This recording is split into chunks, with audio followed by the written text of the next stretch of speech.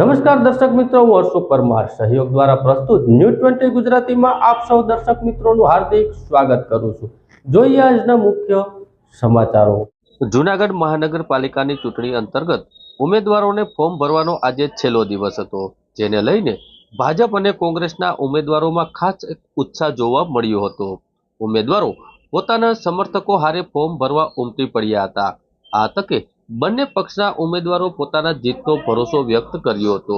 ભાજપ દ્વારા ઉમેદવારોના નામની યાદી અંતિમ ઘડીએ વહેલી સવારે જાહેર કરવામાં આવી હતી, જ્યારે કોંગ્રેસે યાદી જાહેર કરવાને બદલે સીધા જ ઉમેદવારોને જાણ કરીને તેના ફોર્મ ભરવા માટે જણાવી દીધું હતું। મહત્વનું એ છે કે જૂનાગઢ મહાનગરપાલિકાની ચૂંટણીમાં છેલ્લે 2019માં ભાજપને 55 સીટ મળી હતી। બાદમાં પેટા ચૂંટણીમાં એક બેઠક ભાજપ હારી જતા 54 થયું હતું, જ્યારે એનસીપી પાસે 4 બેઠક હતી અને કોંગ્રેસ પાસે 2 બેઠક હતી। હવે આ વખતે કોણ જીતશે જૂનાગઢનો જંગ એ જોવાનું રહ્યું છે। મહાનગરપાલિકાની ચૂંટણી અંતર્ગત ભાજપ અને કોંગ્રેસના ઉમેદવારો ફોર્મ માટે ઉમટી પડ્યા હતા। ભાજપ અને કોંગ્રેસના ઉમેદવારોમાં પણ ઉત્સાહ જોવા મળ્યો હતો। ફોર્મ ભર્યા બાદ ભાજપ અને કોંગ્રેસના ઉમેદવારોએ પોતાની જીતના દાવા વ્યક્ત કર્યા હતા। બંને પાર્ટીઓના ઉમેદવારો આખી રાત દોડધામ કર્યા બાદ માંડ ઉમેદવારો મળ્યા હતા। વોર્ડ નંબર 8માં ભાજપે એક પણ ઉમેદવાર ન મળ્યો। ભાજપે 4 મુસ્લિમ ઉમેદવારોને ટિકિટ આપી છે। આમ આદમી પાર્ટીએ પોતાના ઉમેદવારો પણ મેદાનમાં ઉતાર્યા છે, તો બીજી તરફ ઓવેસીની મીમ પાર્ટી પણ મેદાનમાં ઉતરી છે। ભાજપ અને કોંગ્રેસના સંખ્યાબંધ અતુષ્ટ ઉમેદવારો પણ અપક્ષમાં ઉમેદવારીઓ નોંધાવી છે।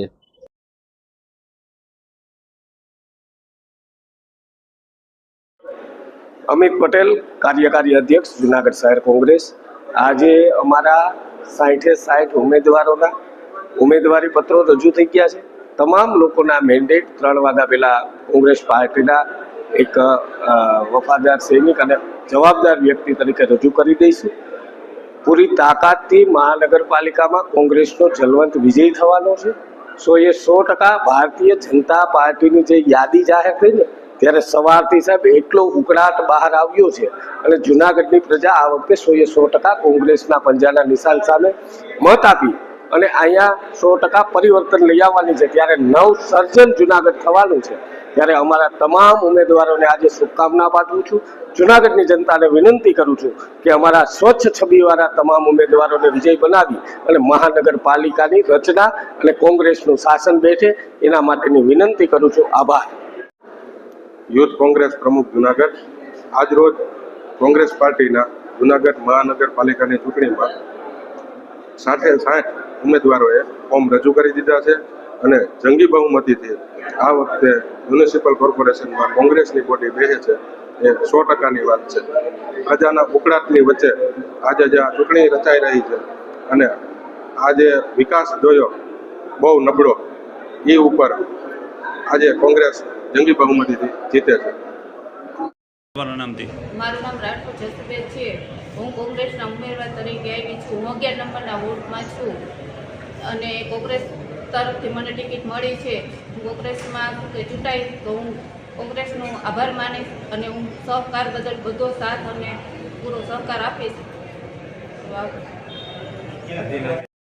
મારું નામ હરિભાઈ હાજાભાઈ ધુડા, ઉપપ્રમુખ શહેર કોંગ્રેસ જૂનાગઢ। આજે અમે વોર્ડ નંબર 11માં જસુબેન દિનેશભાઈ રાઠોડના નામની દરખાસ્ત ઉમેદવારી ફોર્મ ભરવા માટે આવ્યા છીએ। અમારા જસુબેન અને જસુબેનના હસબન્ડ એ વોર્ડમાં ખૂબ જ સક્રિય છે। કાંઈ હતા નહીં ત્યારે પણ એવો રાત દિવસ દોડાદોડી કરી લોકોના કામ કર્યા છે અને ચૂંટાયા પછી ડબલ જોશથી કામ કરશે, કારણ કે સત્તા હાથમાં આવશે। સત્તા વગરે પણ એને ઘણા કામ કર્યા છે, કરતા રહેશે અને અમને ચૂંટાવવાની 100% ખાતરી છે। અમારા જસુબેન 100% ચૂંટાશે અને ચૂંટાશે એટલે અમે લોકોની 100% સેવા કરશું। 24 કલાક લોકોની સેવા પડખે રહેશું, લોકોના પ્રશ્નો સાંભળશું, રોડ રસ્તા ગટર પાણી તમામ વ્યવસ્થાઓ માટે અમે ખૂબ મહેનત કરશું। જસુબેનને ટિકિટ આપી એમાં કોંગ્રેસ પાર્ટીનો હું ખૂબ આભાર માનું છું કે મેં મૂકેલ દરખાસ્ત મુજબ જસુબેનને ટિકિટ ફાળવી છે। એટલે હું કોંગ્રેસ પાર્ટીનો મોવડી મંડળનો અને પ્રમુખશ્રીનો આભાર માનું, પ્રભારીનો આભાર માનું। આપના નામથી હું મિહિર મહેતા, ઉમેદવાર વોર્ડ નંબર 10। આજે મેં કોંગ્રેસ પક્ષમાંથી વોર્ડ નંબર 10માં ઉમેદવારી નોંધાવી છે અને મને જૂનાગઢની જનતા ઉપર પૂરો વિશ્વાસ છે કે આજે 5 વર્ષમાં કોઈ કામ થયા નથી અને 5 વર્ષ માટે એકને એક મુદ્દા ઉપર અને ચૂંટણી લડવાના ભાજપના જે કાંઈ પપુડા વાગ્યા હતા કે અમે આમ કરશું અમે તેમ કરશું, એવા એકેય કામ 5 વર્ષમાં થયા નથી. જનતાનો પૂરેપૂરો વિરોધ છે, ભારતીય જનતા પાર્ટીથી નારાજ છે અને આ વખતે કોંગ્રેસને સારામાં સારા બધા ઉમેદવારને સારામાં સારા મત મળશે અને જૂનાગઢની અંદર કોંગ્રેસની બોડી બનશે એવું મને લાગે છે. જૂનાગઢ મહાનગરપાલિકાની ચૂંટણીમાં વોર્ડ નંબર 10માં પૂર્વ ડેપ્યુટી મેયર ગિરીશભાઈ કોટેચાએ ટિકિટ માંગી હતી, પરંતુ ભાજપે તેના પુત્ર પાર્થ કોટેચાને ટિકિટ આપી હતી. ત્યારે આજે પાર્થ કોટેચાએ પોતાનું ફોર્મ રજૂ કર્યું હતું.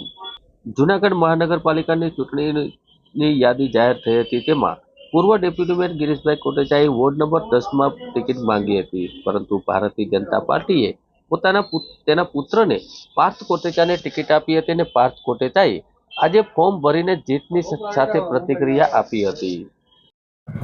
આજે જૂનાગઢ મહાનગરપાલિકાની ચૂંટણીમાં વોર્ડ નંબર 9માં હું પાર્થ કોટેચા, મારી સાથે આકાશભાઈ કટારા, ચેતનાબેન ચુડાસમા, ગીતાબેન પરમારની જે પસંદગી કરવામાં ભારતીય જનતા પાર્ટી દ્વારા આવી છે તે બદલ હું ભારતીય જનતા પાર્ટીના તમામ નેતાઓનો, મોવડી મંડળનો ખૂબ ખૂબ આભાર માનું છું.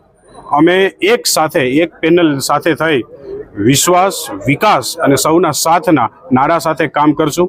જે કાર્યકર અને જે અમને સેવાનો મોકો જે પણ પાર્ટી દ્વારા આપવામાં આવશે તે પૂરી નિષ્ઠા સાથે અમે ચારેય લોકો પેનલની સાથે રહી અને જનતા ઉપર અમને ભરોસો છે કે એ જંગી બહુમતીથી પેનલ ટુ પેનલ અમને વોટ કરશે અને ભારતીય જનતા પાર્ટીના નારા ઉપર આપણા દેશના યશસ્વી વડાપ્રધાન મોદી સાહેબના જે કર્મ છે, જે કાર્ય છે, એના દ્વારા અમને કોન્ફિડન્સ છે કે ખૂબ સારો રિસ્પોન્સ જે છે એ જૂનાગઢની જનતાનો અમને મળશે. 17મી અખિલ ભારતીય ગિરનાર આરોહણ અવરોહણ સ્પર્ધા 2 ફેબ્રુઆરીએ યોજાશે. ગરવા ગિરનારને સર કરવા દેશભરમાંથી 570 સ્પર્ધકો દોડ મૂકશે.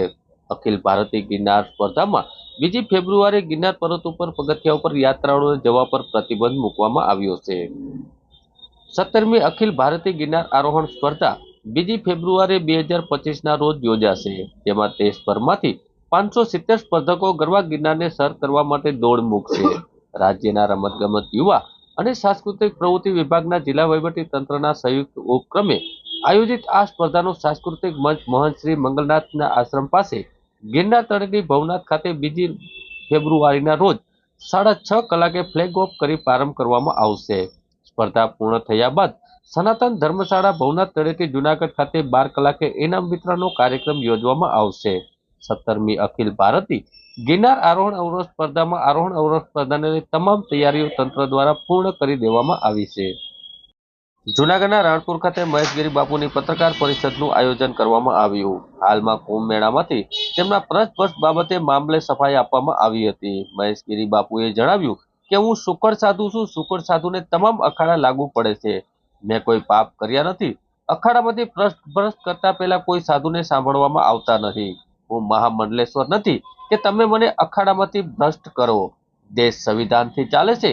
હરિગીરીની દાદાગીરી છે. હું કોર્ટમાં ગયો તો પાછો વળીશ નહીં. જોવા જેવું થશે. હું ગિરનારને અપવિત્ર નહીં થવા દઉં ને સમય લાગશે પણ બદલાવ જરૂર આવશે. કુંભ મેળામાં પ્રવેશબંધીની વાત પણ બકવાસ જેવી છે તેવું મહેશગીરી બાપુ દ્વારા જણાવવામાં આવ્યું હતું. મહેશગીરી બાપુ દ્વારા ઘણા આક્ષેપો કરવામાં આવ્યા હતા. ગિરીશ કોટેચાને તેમનો આખો પરિવાર મહાનગરપાલિકાની ચૂંટણીમાં ટિકિટની માંગણી કરવા નીકળી ગયા છે. ગીરીઓ અને હીરીઓ બંને ભ્રષ્ટાચારીઓ છે ને હું ભાજપને પણ કહીશ કે લોહાણા જ્ઞાતિમાંથી અન્ય સારા વ્યક્તિઓને ટિકિટ આપો. આવા પ્રશ્નના કારણે જૂનાગઢ બદનામ થઈ રહ્યું છે ને લોહાણા જ્ઞાતિના અનેક સજ્જનો ટિકિટની માંગણી કરી રહ્યા છે. જય ગિરનારી, નમો નારાયણ. હું મહેશગીરી, શ્રી ગુરુ દત્તાત્રેય સંસ્થાન ગિરનાર ઉપર જે ગુરુદેવ દત્તના ચરણ પગલા, દત્તાત્રેય ધૂણો, ભૂતનાથ મહાદેવ મંદિર, રાણેશ્વર મહાદેવ મંદિર અને એ સંસ્થાઓનો મહંત આપની સમક્ષ અત્યારે જે કઈ વિષયો ચાલી રહ્યા છે વર્તમાનમાં ગિરનારને લઈને, સનાતનને લઈને, અખાડાને લઈને, તે માટે સ્પષ્ટતા કરવા માટે ઉપસ્થિત થયો છું. પણ જે વિષય ચાલી રહ્યા છે એ ફક્ત જૂનાગઢ પૂરતા જ સીમિત નથી. ચોક્કસ એનું સ્થળ જુનાગઢ બન્યું છે, કેન્દ્ર જુનાગઢ બન્યું છે, પણ આ વિષય આખા ભારતમાં ચાલી રહ્યા છે અને આખા ભારતમાં આની ચર્ચાઓ થઈ રહી છે. આખા ભારતમાં હવે સનાતનના અંદર, ધર્મના અંદર જે ભ્રષ્ટ વ્યવસ્થા છે એ ભ્રષ્ટ વ્યવસ્થા નાબૂદ થવી જોઈએ અને એવા ભ્રષ્ટ લોકો જે ધર્મને નુકસાન પહોંચાડી રહ્યા છે એ નાબૂદ થવા જોઈએ. એક ધીમે ધીમે ધીમે ધીમે એની સુગબુગાહટ આ જુનાગઢથી ચાલુ થઈ અને હવે ચર્ચાનું કેન્દ્ર બની રહી છે. તો જ્યારે હું આ વાત આપની સમક્ષ કરું છું તો મને અત્યારે ભારતમાંથી પણ ઘણા લોકો સાંભળી રહ્યા છે અને ભારતના ઇલાહાબાદ, પ્રયાગરાજના અંદર પણ આની નોંધ લેવાઈ રહી છે. એટલે જો હું ગુજરાતીમાં વાત કરીશ તો ગુજરાતીમાં એ બધા જ લોકોને નહીં સમજાય, એટલે આપણે આજે આ પ્રેસ વાર્તા જે કરી રહ્યા છીએ એ હું હિન્દીમાં કરીશ, જેથી કરીને બધાને ખબર પડે. આની છે કે દર વખતે જુનાગઢમાં હું પ્રેસ કરતો હોઉં છું. રાણેશ્વર જુનાગઢના અંદર જ આવે છે, જુનાગઢના સીમામાં જ આવે છે, પણ રાણેશ્વર મહાદેવમાં લગભગ 1.5 વર્ષથી પ્લાન થયેલા હતા એવા 40 દિવસીય યજ્ઞ ચાલી રહ્યા છે અને યજ્ઞ ચાલી રહ્યા છે એમાં અત્યારે વિરામનો સમય જે હોય છે એમાં પ્રેસ વાર્તા અહીંયા ગોઠવી છે અને 40 દિવસ હું અહીંયા સતત વ્યસ્ત છું. તો એ સતત વ્યસ્ત હોવાના લીધે સવારે યજ્ઞમાં બેસું, સાંજે ફ્રી થાઉં, એટલા માટે હું બહુ સમય નથી ફાળવી શકતો અને એ સમય ના ફાળવી શકવાના લીધે મને કદાચ વાત કરવા માટે વિલંબ થતો હોય અને જુનાગઢની જગ્યાએ આજે મેં રાણેશ્વરમાં રાખી છે પ્રેસ વાર્તા, એ બદલ આપ અહીંયા પધાર્યા તો એનો આભાર પણ વ્યક્ત કરું છું. मैं महेशगिरी श्री गुरुदेव दत्त भगवान गिरनार, जहां पर दत्तात्रेय भगवान की चरण पादुकाएं हैं, जहां पर दत्तात्रेय भगवान की धुनी है, उस जगह का महंत हूं, सुखड़ साधु हूं. मैं फिर से एक बार बोल रहा हूं, मैं सुखड़ साधु हूं. और उस सुखड़ साधु को ये जूनागढ़ में या प्रेस में लगभग इन परंपराओं को कोई जानता नहीं है, इसलिए बहुत सारी ऐसी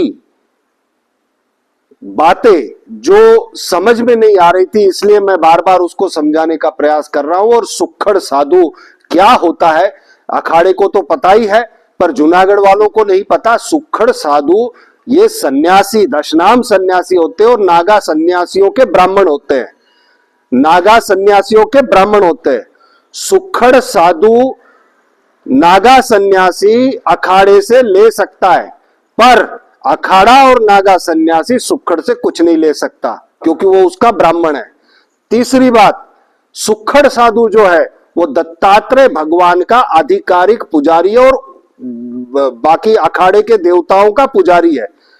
चौथी बात, जो सुखड़ साधु होता है वो केवल एक अखाड़े तक सीमित नहीं होता, उसको 7 अखाड़े लगते हैं.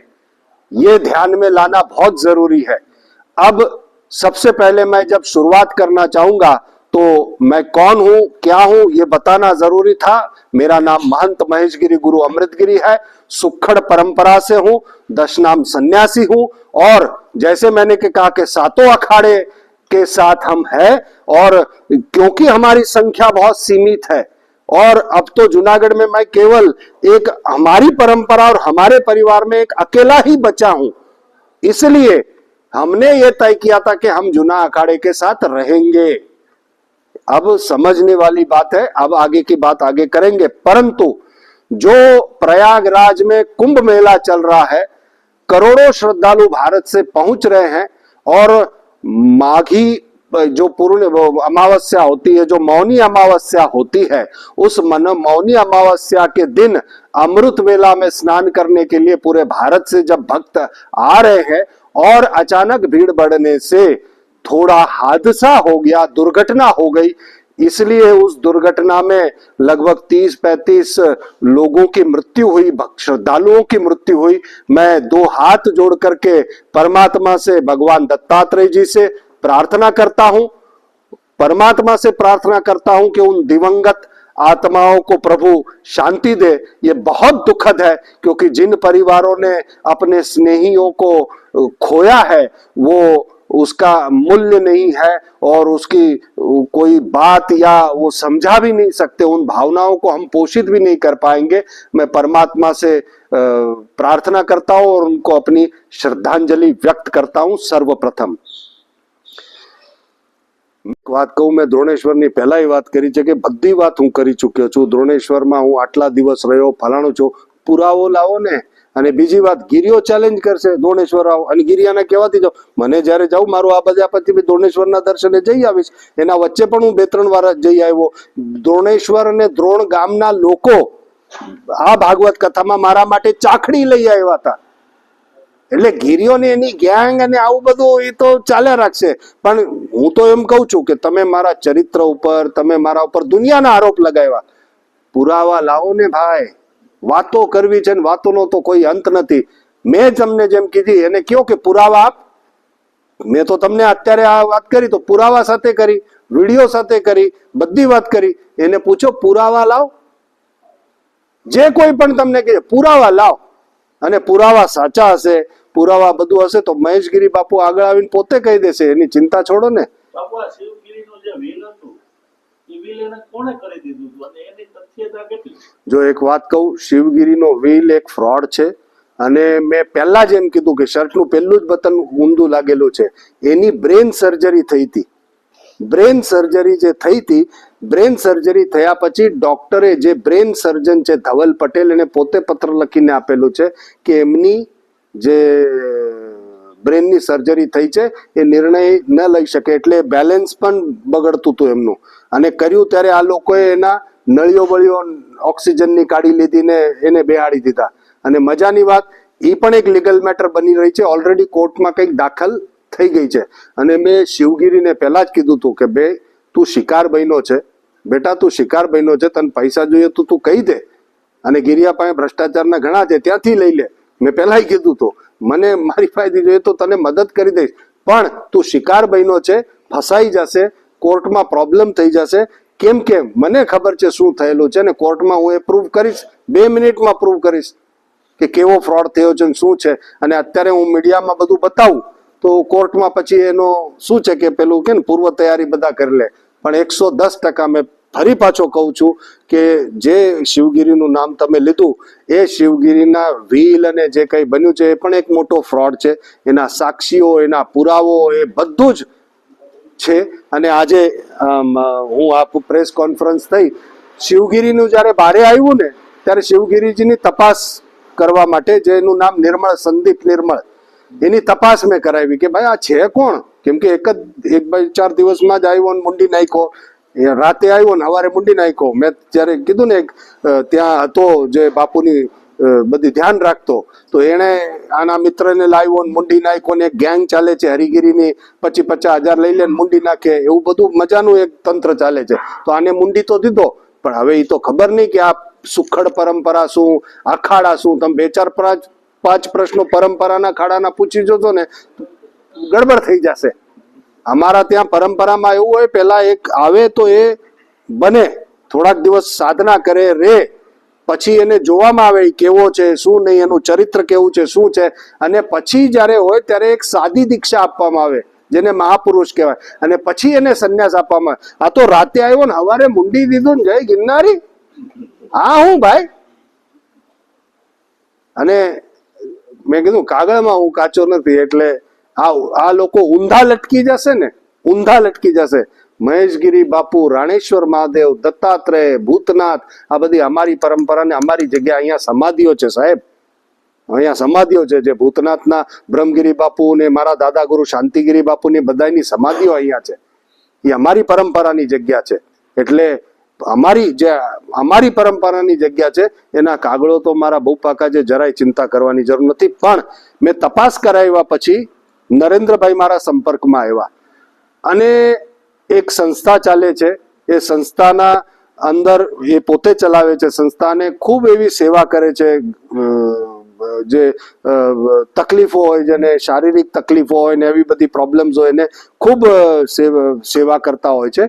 એ સંસ્થામાં એ જોડાયો, અને પછી ત્યાં ફ્રોડ કર્યા. કોને શિવગીરી હા, સંદીપ નિર્મળ શિવગીરી ત્યાં ફ્રોડ કર્યા. આમાં હું ઓલો મુંડ્યા પછીની વાત તો બધાને ખબર, કેમ કે વિડીયોમાં ને એમાં આવ્યું. એના પહેલા શું ભાઈ, તમે વાલિયામાંથી વાલ્મીકી થાવ એ તો સમજાય, પણ એક જ દિવસમાં વાલિયામાંથી વાલ્મીકી, કે રાતના તમે વાલિયા છો ને સવારે ચોટી કાપી એટલે વાલ્મીકી થઈ ગયા. હા, હું પેલા બધું જે છે શું હતો મને તપાસ કરવી હતી. અને આમાં શું છે કે પ્રકૃતિ મદદ કરે, પછી સંપર્ક થયા અને ખબર પડી તો એને કેવા ભ્રષ્ટાચાર કર્યા છે, એ સંસ્થામાં શું શું ગોટાળા કર્યા છે શું નથી. હું આ નરેન્દ્રભાઈ છે એમને કહીશ કે એ વાતો તમને કરે એના ઉપર. હા, પતે એટલે તમે ચોક્કસ એમની સાથે વાત કરો અને તમને ખબર પડશે શું શું છે ને શું શું નથી. તો જો પ્રશ્નો પતી ગયા હોય તો નરેન્દ્રભાઈને વાત કરવા માટે આગળ કરું. वाल्मीकि बने तो एक दिवस में न बने. ममता कुलकर्णी, भूतकाल में ममता कुलकर्णी का जो भी इतिहास रहा होगा उससे मुझे कोई मतलब नहीं है. हर व्यक्ति का कुछ न कुछ इतिहास होता है और वो सनातन की भावना, संन्यास की भावना उनके अंदर जागृत होती है. पर एक दिन में थोड़ी परंपरा होती है कि पहले आप आए तो पहले आप थोड़ा सा महापुरुष की दीक्षा लेते, कुछ वर्ष उसमें रहते, किसी जगह जाके तपस्या करते उस दीक्षा से, फिर अनुभव करते, फिर उसके बाद एक प्रक्रिया के बाद दूसरा कुंभ आता, फिर वो आपको कुछ पद देते, तब तो कोई दिक्कत नहीं थी. एक ही रात में महामंडलेश्वर बन गए. इसलिए सबको ये तो परंपरा के खिलाफ है, परंपरा के खिलाफ है. कैसे बनाया गया? पैसा और क्या. ये सब અહીંયા તો બધું ભાઈ મહામંડલેશ્વર કેટલા આટલા, શ્રીમંત કેટલા આટલા, આવો ને બનો. પેલા એવું નહોતું. પેલા વિદ્વત્તા શાસ્ત્રાર્થ થતો. 4 શંકરાચાર્ય, આચાર્ય મંડલેશ્વર આ બધા શાસ્ત્રાર્થ કરતા, કેટલી યોગ્યતા છે, જ્ઞાન કેટલું છે, પછી એને બનાવવામાં આવતા. હવે તમને એક હજી મજાની વાત સમજાવું. मैं हिंदी में ही बोलता हूँ ताकि अच्छा रहेगा. पहले क्या था, शंकराचार्य से परंपरा चली तो 4 शंकराचार्य जी थे. 4 शंकराचार्य जी थे, वही धर्म के धुरंधर और धर्म स्थापक थे. उनके नीचे अखाड़े जो थे वो अखाड़े उनके द्वारा चलाए जाते थे, उनके निर्देशन से चलते थे और आचार्य महामंडलेश्वर होते थे. नेहरू जब आए उन्होंने देखा कि पूरी के पूरी ताकत जो शंकराचार्यों के पास है, तो उन्होंने अखाड़ा परिषद बना दी. ठीक है, बन गई. अखाड़ा परिषद बनने के बाद आचार्य महामंडलेश्वर और मंडलेश्वर, ये क्या होता है कि पूरे देश के अंदर धर्म प्रचार प्रसार का काम शंकराचार्य, फिर जो जो अखाड़े हैं उसकी पूरी जिम्मेदारी किसकी, सभापति और आचार्य महामंडलेश्वर की. फिर आचार्य महामंडलेश्वर पूरा अखाड़ा नहीं दे सकता, तो उन्होंने अलग अलग प्रांत जो होते हैं उसके हेड बनाने तय किए कि क्या होगा कि 1 मंडल, 2 मंडल, 3 मंडल, इस मंडल के ईश्वर ये रहेंगे तो महामंडलेश्वर. आप समझ गए. जैसे प्रांत अधिकारी, देश केंद्रीय अधिकारी, ऐसे होता है. फिर उसके बाद वो भी बड़ा प्रांत है तो उसके नीचे श्री महंत, वो एक इलाके को देखते थे. फिर उसके नीचे महंत, फिर उसके नीचे साधु महापुरुष, और ऐसा सब ये पूरा मजेदार व्यवस्था था. ये सब पूरी व्यवस्था को भ्रष्ट कर दिया हरिगिरी ने. पैसा लाओ. मुझे कितने ऑफर आए कि महामंडलेश्वर बनाएंगे, ये करेंगे, वो करेंगे. मैंने कहा जिस दिन मेरे को महामंडलेश्वर बनने की इच्छा अंदर बहुत फूटेगी ना, हरिगिरी मैं 5,000 रुपए के किराए पे हाथी ले लूंगा, 2,000 रुपए का बैंड ले लूंगा और खुद ही शहर में निकल जाऊंगा. फालतू बात करते हो. 2 करोड़ दे दो, 1 करोड़ दे दो, बेवकूफ. તમે વિચાર તો કરો શું થઈ રહ્યું છે ગિરનારમાં. અને જુનાગઢ જો સૂતું રહેશે, ઓલો ગિરિયો ને હરિયો ઠોકી બેહાડશે. હમણાં મને ખબર પડી ઓલો ગિરિયો કે આખું ઘર ટિકિટ માંગવા આવી ગયો. એટલે આ જાગો જુનાગઢ વાળાઓ, જાગો. કા તો પછી ભોગવો, બીજું તો કઈ નહીં કહી શકું. હું તો સનાતન અને ધર્મ માટે, ગિરનાર માટે લડવાનો છું, લડવાનો જ છું. તમે મજા તો જોવો કે ભ્રષ્ટાચારી, દુરાચારી, બલાત્કારી, અત્યાચારી એના વિરોધમાં આવાજ ઉપાડ્યો તો જુનાગઢનો એક ભ્રષ્ટાચારી એને બચાવવા આવી ગયો. ગજબ છે ભાઈ, आखी गैंग बनी गई है. तो ये जो प्रश्न उठाए, उस प्रश्न के क्या ये गिरनार में इस पवित्र स्थान में होना चाहिए, मैं प्रमाण के साथ बात करूंगा और वीडियो भी सब प्रेस वालों को दूंगा. मैंने जिस तरह से कहा कि सुखड़ की जगह है, ये दत्तात्रेय संस्थान जो है वो सुखड़ों का है और उसके 36 पीढ़ियों के ऑन पेपर रिकॉर्ड है मेरे पास, और ये देश संविधान से चलता है, तुम्हारी दादागिरी से नहीं चलता। बहिष्कार किया, पद भ्रष्ट किया, तुम्हारी औकात है? फालतू बातें करते हो। है मर्द के बच्चे हो तो पत्र भेजो और प्रेस करके बोलो, फिर मैं देखो कोर्ट में जाता हूं। और मैंने कहा 20 फरवरी तक का वक्त दे रहा हूं, 20 फरवरी तक जो कुछ स्पष्टता करनी है कर लो। कोर्ट में तो ऐसे मैं चरित्र हरण करूंगा तुम्हारा कि तुमने सपने में भी नहीं सोचा होगा। पूरा भारत खड़ा कर दूंगा, तुम देखना। और मैं अखाड़े को कहता हूं फिर से कि हरिगिरी अनपढ़ गवार है, इसे कायदे कानून की ज्यादा पता है नहीं। जो व्यक्ति एक ऐसा पत्र, झूठा पत्र सरकार के दस्तावेजों में जमा करवा सकता है, इतना बेवकूफ, तो आप सोचो इसने कितनी बेवकूफियां की है, कितनी सारी बेवकूफी। मुझे कई सारे ऐसे फोन भारत भर से आए हैं। मैंने कहा कुंभ मेले तक का इंतजार करो, कुंभ मेले के बाद, क्योंकि ये सनातन का मेला है, ये खराब नहीं होना चाहिए, इसलिए मैंने रोक के रखा है। अब तो सबको इकट्ठा करूंगा, तुम देखना क्या क्या होता है। अब तो मैंने पहले स्पष्ट कर दिया, बहिष्कार और કલેક્ટર કરતા હોય છે। કલેક્ટર અમને 2 મહિના પહેલા કહ્યું હતું કે અમે આની જાંચ કરી રહ્યા છીએ। તમને આનો ક્યારે પ્રત્યુત્તર મળ્યો છે કે આ પત્ર સાચો છે કે ખોટો છે, કે આ જે લેટર છે ક્યારે કોણે? સિમ્પલ, એક સિમ્પલ વાત, કલેક્ટરના ઓફિસમાં ભવનાથને જે કાગળ આપવાના હોય ભવનાથના, એ આપ્યા કોણે? હરિગીરીએ। તો હરિગીરીએ જે કાગળ જમા કરાવ્યા એમાં ઈ પત્ર છે। આમાં ખરેખર તો આમાં સાચો કે ખોટો એ પણ જોવાની જરૂર નથી। હું એ જ કહું છું કે કોઈ કલેક્ટરને એક એવી કામગીરી હોય કે જ્યારે કલેક્ટર બદલાય ત્યારે આગલી જે ફાઇલ્સ હોય એ જોતા હોય, તો આ જે કેસ છે એમાં એ ફાઇલ પહેલી વાર બેન આવું છે કે એમાં કેવું છે, આ એક નંબરનો ફ્રોડ માણસ છે હરિગીરી।